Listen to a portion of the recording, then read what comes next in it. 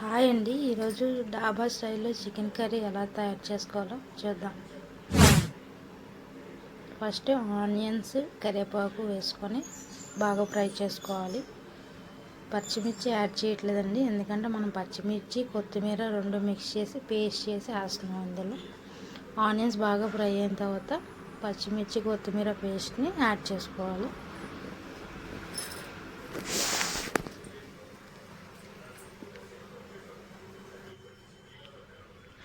పచ్చిమిర్చి పేస్ట్ చేసి వేసుకోవడం వల్ల కర్రీకి మంచి టేస్ట్ వస్తుందండి. ఇది బాగా ఫ్రై అయిన తర్వాత గరం మసాలా గింజలు, అల్లం వెల్లుల్లి కలిపి చేసిన పేస్ట్ని యాడ్ చేసుకోవాలి. దాన్ని కూడా బాగా ఫ్రై చేసుకోవాలి, పచ్చివాసన పోయినంత వరకు. పోయిన తర్వాత మ్యారినేట్ చేసిన చికెన్ని యాడ్ చేసుకోవాలి. మ్యారినేషన్లో పసుపు, సాల్ట్ యాడ్ చేస్తాం, అంతేనండి. దానివల్ల చికెన్ సాఫ్ట్గా ఉంటుంది, హార్డ్ అవ్వకుండా.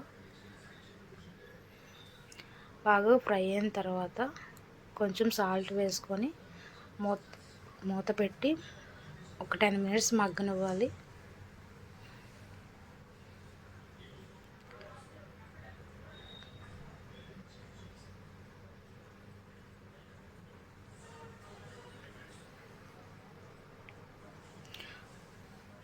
బాగా ఉడికిన తర్వాత చికెన్లో టమాటా పేస్ట్ని యాడ్ చేసుకోవాలి.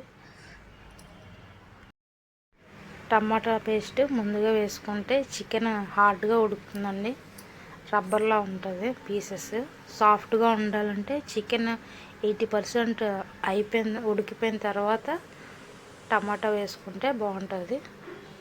ఇలా ఆయిల్ తేలిన తర్వాత కారం వేసుకోవాలండి. కారం యాడ్ చేసుకొని ఒక 5 మినిట్స్ ఫ్రై చేసుకోవాలి. బాగా పచ్చివాసన పోయినంత వరకు బాగా ఫ్రై చేసుకొని,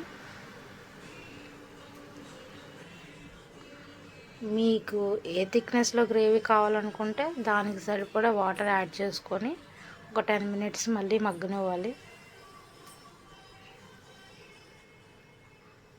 అంతే అండి. లాస్ట్లో కొత్తిమీర వేసుకొని సర్వ్ చేసుకోవడం.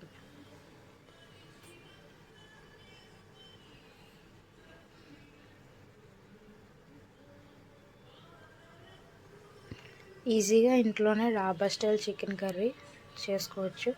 ఒకసారి ఇలా ట్రై చేయండి, చాలా బాగా వచ్చింది. మీరు కూడా ట్రై చేయండి.